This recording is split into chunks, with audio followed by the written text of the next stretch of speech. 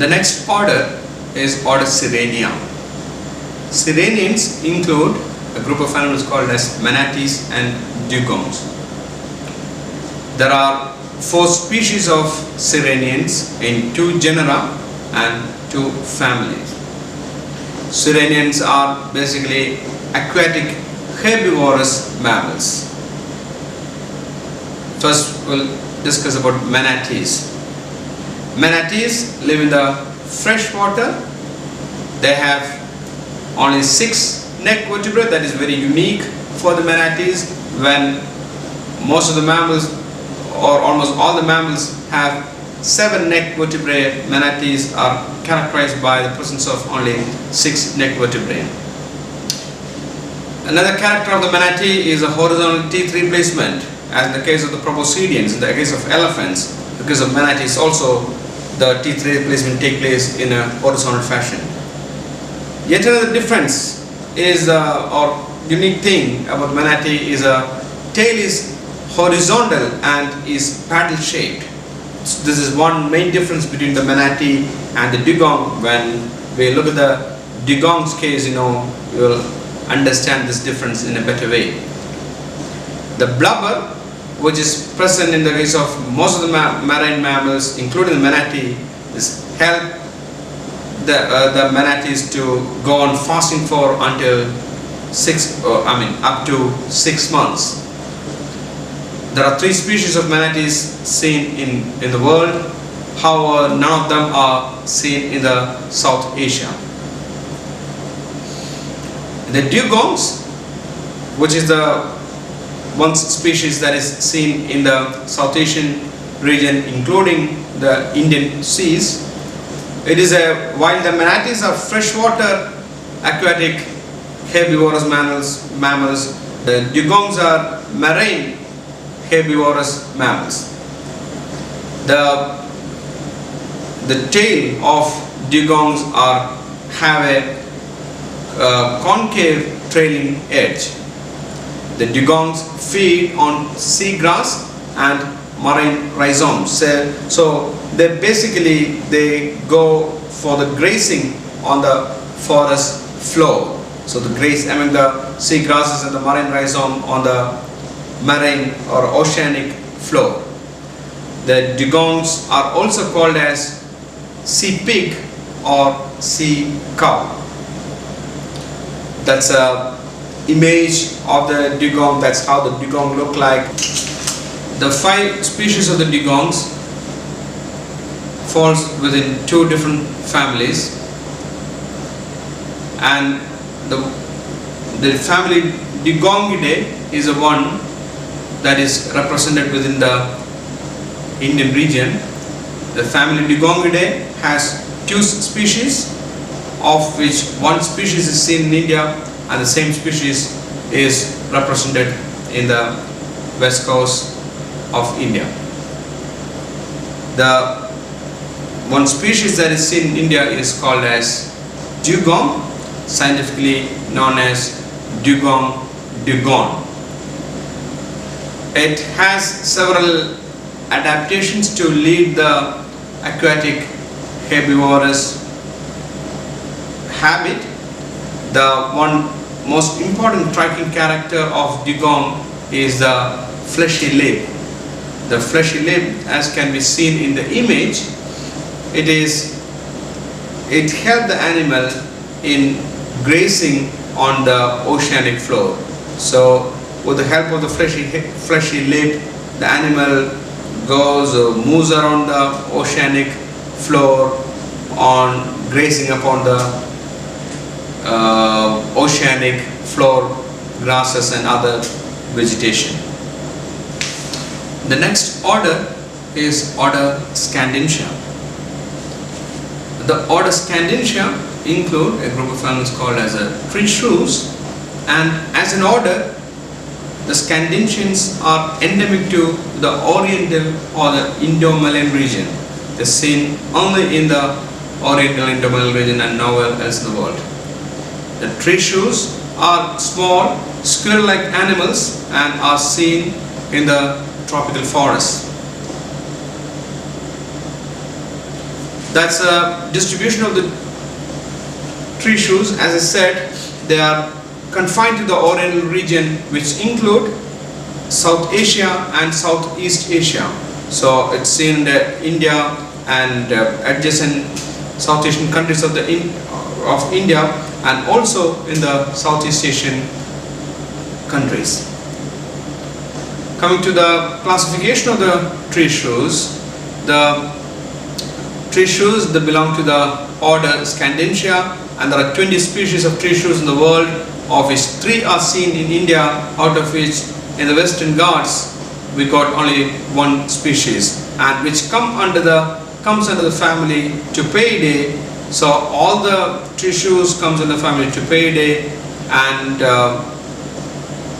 the 3 species of Tupeidans, out of the 3 species of Tupeidans, the 1 species is seen in the Western Ghats, and that's called as the South Indian tree shrew. The South Indian tree shrew is scientifically called as Anathena elioti.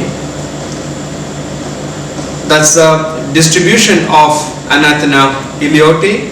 It's mostly seen in the South India. At the west coast, it is reported from Maharashtra and from Kerala, part of Tamil Nadu and Andhra Pradesh. Those are the places from where it's been reported. Well, the tree shrew is about 16 to 18.5 centimeters long, and it has a long tail which is almost as long as the head to body length, which comes to about 16.5 to 19.5 centimeter. Its plumage is grayish to reddish brown, while the feet are buff. It has a dental formula of 2133, that's on the upper jaw, and the lower jaw it's 3133. So altogether they possess 38 teeth. The dentition is suited for an omnivorous diet, and they resort to primarily an omnivorous diet. The next order is order Primates. Primates has a very wide distribution. It's seen in the South Asia, it's seen in the Southeast Asia, it's seen in the Africa, it's seen in the South and the Central America. Let's examine the characteristic features of primates. Before that, altogether all over the world there are 376 species of primates in 69 genera and 15 families. The characteristic features include all the primates, or almost all of them, or most of them, lead an arboreal life. They are characterized by prehensile hands and feet. The thumb and the big toe are opposable. They have 5 digits on both hands and feet, which are tipped with flat nail. The face is relatively flattened with both eyes looking forward, which gives a stereoscopic vision. They have progressively upright stance with facultative bipedalism. They have relatively large brain when compared to the body size. Coming to the classification of primates, the order Primate is subdivided into 2 suborders. The first suborder is suborder Strepsirrhini. The Strepsirrhini has 5 families under it, such as the Lemuridae, which include the lemurs, Chirogalidae, which include a group of animals called as the dwarf and the mouse lemur, Indridae, which include a group of animals called as Indrice and Siphakis, Daubendonidae, which include a group of animals called as AA. The members of all these 4 families, the Lemuridae, Chirogalidae, Indridae and Daubendonidae, are confined to the Madagascar, and we don't have representation of any of these lemurs and the mouse lemurs and the Indrice and the Siphakis and the AAs in India. However, the 5th family, that is a family Lorisidae, which include a group of families called as the loris, the bush babies, the potos, has representatives within India. So the members of the Lorisidae is actually confined to or are distributed not only in Asia but are also seen in the Africa. So these are some of the images of the members of the first suborder, which including the lemurs, the mouse lemurs, the indrites and the AA. The second suborder is called as Haplorhini. The Haplorhini has 6 family under it. The first one is family Tarsidae, which include a group of animals called as the Tarsiers. The second family is family Aortidae, which include marmoset and tamarin. The third family is called family Cebidae, which include capuchin-like monkeys. The fourth family is family Cercopithecidae, which include the langurs, the macaques, the baboons and the mandrills. The fifth family is family Hylobatidae, which include gibbons and the siaman. And the sixth family is Pongidae, which include chimpanzees, gorillas and orang. The members of the family Tarsidae, Aortidae and Cebidae are confined to the America. So they are referred to as the New World monkeys. So the Tarsiers, the marmosets, the tamarins, the capuchin-like monkeys are all confined to the both the Americas, and they are referred to as New World monkeys. Whereas the Cercopithecidians are seen within Asia as well as Africa. For example, the langurs and the macaque are seen in the Asian region, whereas baboons and the mandrills are seen in the African region. The Hylobatidae, which include the gibbons and the siaman, which are also referred to as the lower apes or the lesser apes, that are seen in the Asia, whereas members of the Pongidae, which include the chimpanzees, the gorillas and the orangutan, are also referred to as the greater apes, of which the chimpanzees and the gorillas are seen in the Africa, whereas the orangutan is seen in the Southeast Asia. These are some of the images of the New World monkeys, like the capuchin monkey, the golden tamarin, which is one of the rarest of the primate, black tamarin, the howler monkey, the squirrel monkey and the proboscis monkey. One of the characteristic feature of the New World monkey is the prehensile tail. As can be seen in the case of the howler monkey, they are able to haul themselves using the tail. That is the prehensile tail, which is characteristic of many of the New World monkey. Yes. Now coming to the apes, I said the apes comes under the family Pongidae, and we have 3 groups of apes. One is a orangutan, second is a chimpanzee, third is a gorilla. Until recently we were having only 3 groups of apes, or the 3 species of ape. One species of orangutan, one species of chimpanzee and one species of gorilla. How the recent taxonomical changes, split the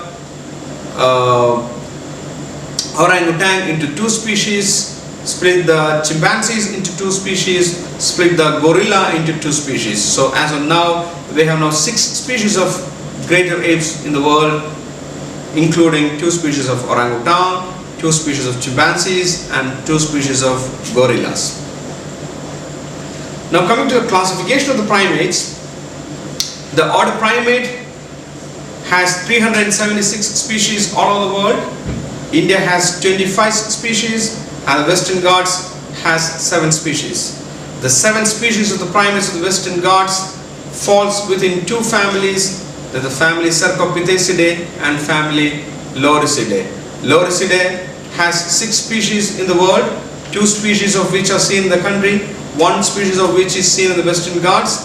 Cercopithecidae, 81 species are there in the world, 21 species of which are seen in India and 6 of which are seen in the Western Ghats. Secopithecidians include the langoose and the macaque. So out of the 6 species of the Western Ghats Secopithecidians, 2 are macaques and 4 are langoose. So also out of the 21 species of the Secopithecidians of the country, 8 are macaques and 13 are langoose. Apart from the Lorisidae and Secopithecidae, India also has representatives of Hylobatidae, which include the gibbon family. There are 11 species of the out of the 11 species of the gibbons of the world, India has 2 species. Now let's examine the primates of the Western Ghats one by one. Under the family Lorisidae, we have only one species, that is the Loris lidacarianus, which is commonly called as slender loris. Loris lidacarianus was formerly called as Loris tardigradus. However, the recent taxonomical changes, according to the recent taxonomical changes, Loris tardigradus is now endemic to Sri Lanka, and what we have in India is Loris lidacarianus. And there are 2 subspecies of Loris lidacarianus. However, both the subspecies of Loris lidacarianus is seen in South India. Under the family Secopithecidae, which include the macaques and the langoose, under 2 subfamilies, Secopithecinae and the subfamily Colobinae.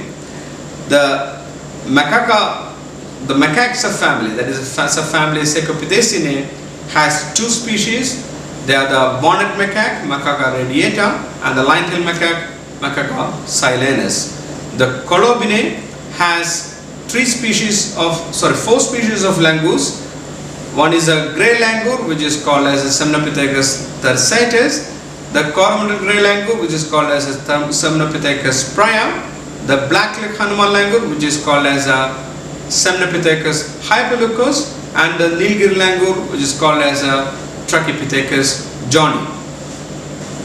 Family Lorisidae is represented by 2 species in India, the slender loris and the slow loris, out of which in the South India what we get is a slender loris. Slender loris is scientifically called as Loris lidacarianus.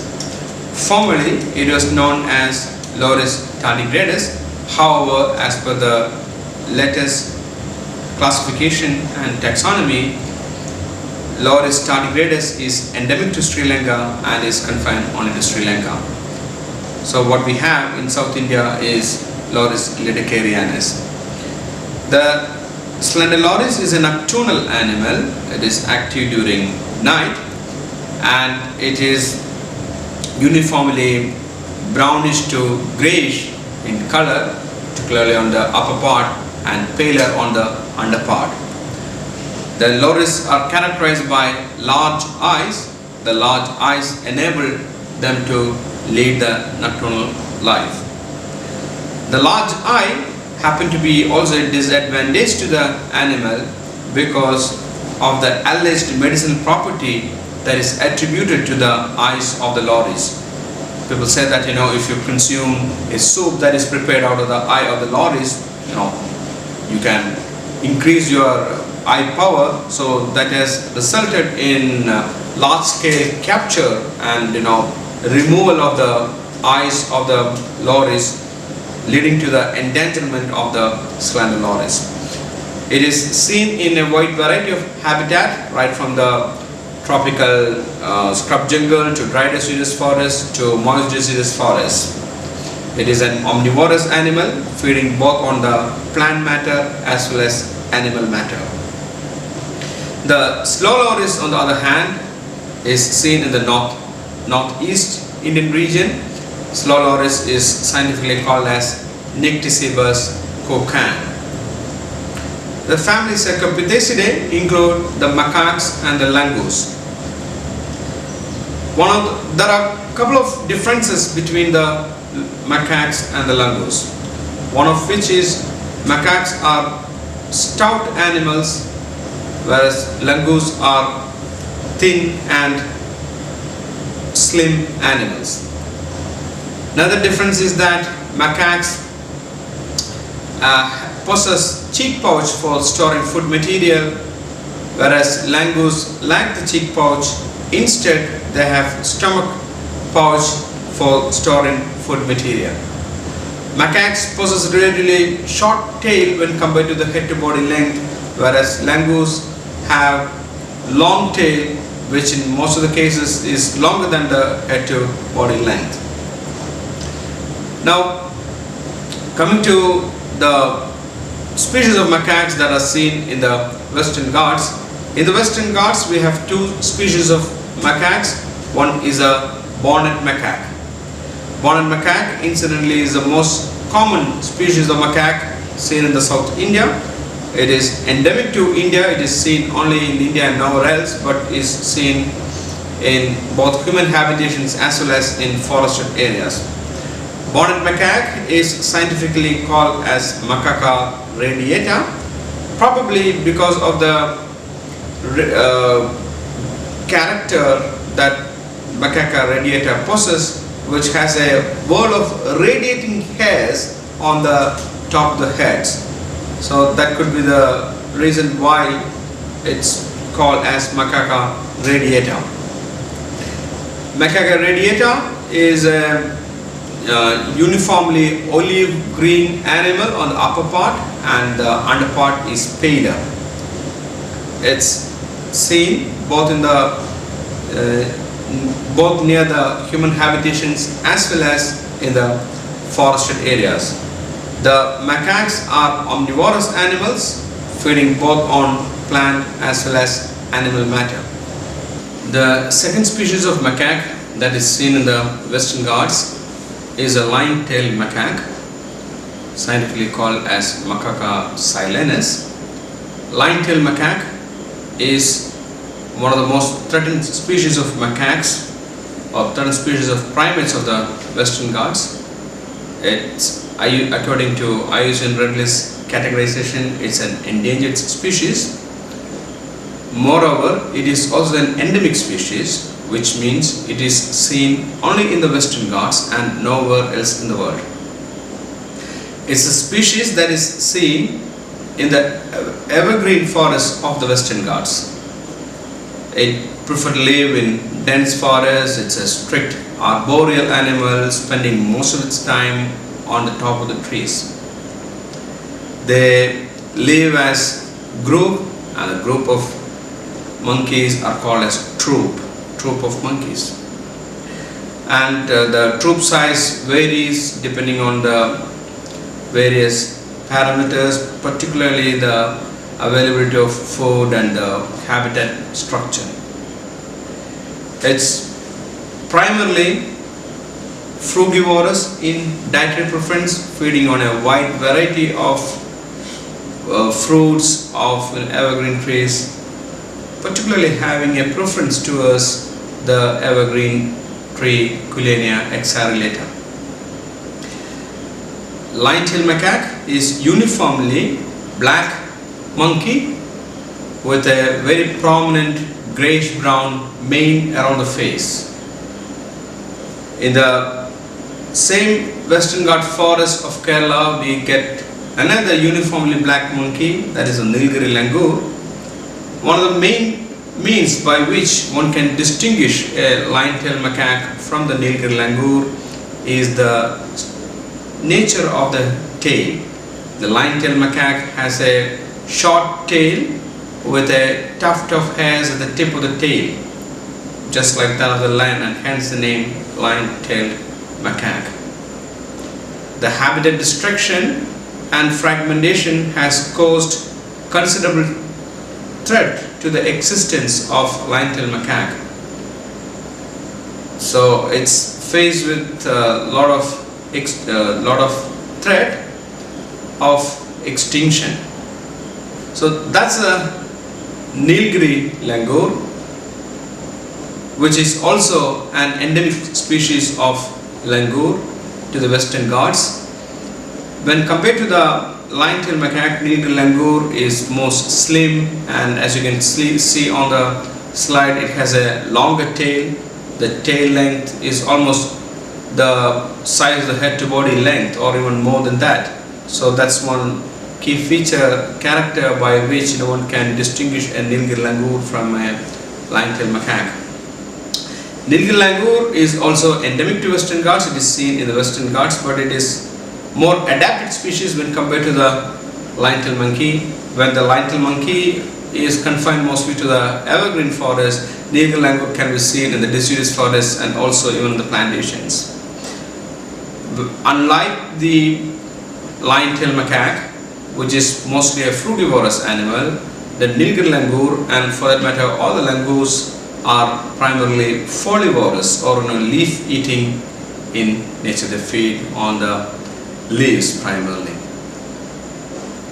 Nilgiri langur is scientifically called as Trachypithecus johni. It is also a threatened species according to IUCN Red listing. It belongs to the vulnerable category, whereas the lion-tailed monkey belongs to the endangered category. The other three species of langurs are very interesting species in the sense that formerly they were all a single species, the Hanuman langur. However, since the publication of Brandon John's taxonomical review of Hanuman langurs of South Asia, Hanuman langur, which was thought as a single species, which was present almost all over the country and neighboring South Asian regions, were all thought as a single species like the Semnopithecus entailus. However, since 2002, after Brandon John's taxonomical review, it's been split into 9 different species, which was subsequently followed by Colin Groves in the year of 2005. So, according to the most recent and latest taxonomy, we got 9 species of langurs in the place of 1 species of Hanuman langur. And out of these 9 species of langurs of the country, we in Kerala have 3 species. One is the Semnopithecus hypoleucos, or the dark-footed common langur.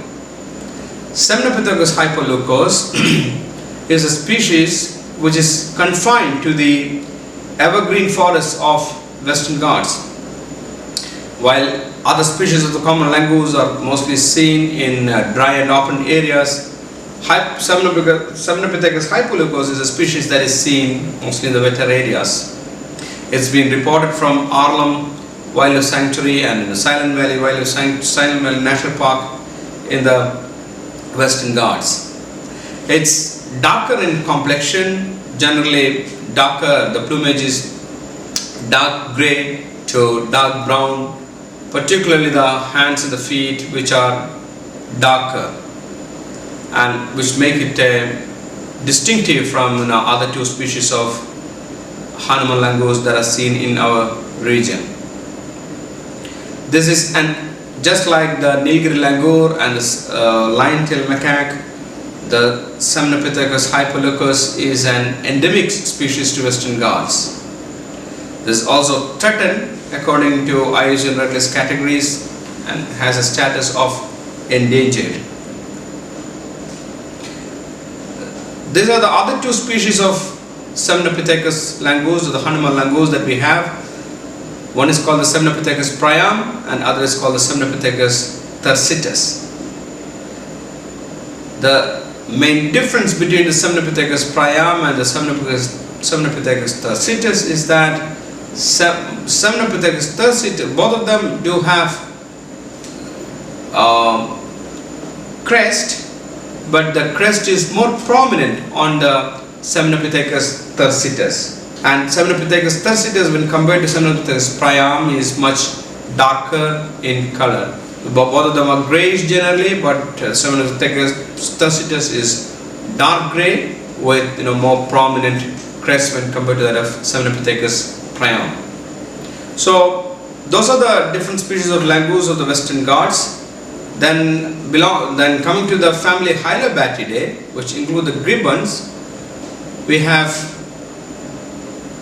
actually were having only one species of gibbon in India, that's a Hola gibbon. However, again the recent taxonomy of Hola gibbons, the Hola gibbon has been taxonomical review of Hola gibbon. The Hola gibbon has been divided into or split into two species, the Western Hola gibbon and the Eastern Hola gibbon, the two species being seen on either side of the Brahmaputra river, one on the northern or the eastern side of the Brahmaputra river and other on the western side of the Brahmaputra river. So these two have now been considered as two distinct species called as the eastern and the western Hola gibbon. Hola gibbon are the only species of ape seen in India which is characterized by absence of tail, and they possess extremely long arms, and their movement through tree is referred to as brachiation. They hold on to the branch with a long hand, and they move from tree to tree primarily using their hands, and that movement pattern is referred to as brachiation. It's an animal that exhibits sexual dimorphism, as can be seen in the photograph. The male is black, female is brown. And the difference between the eastern and the western Hola gibbon lies in the pattern of the eyebrow. When in the case of the western Hola gibbon, which is seen in this photograph, the eyebrows are closed, the white eyebrows are close together, whereas in the case of the eastern Hola gibbon, the eyebrows are separated. And Hola gibbons are also highly threatened species of primates. According to IUCN Red List categories, they are critically endangered primates.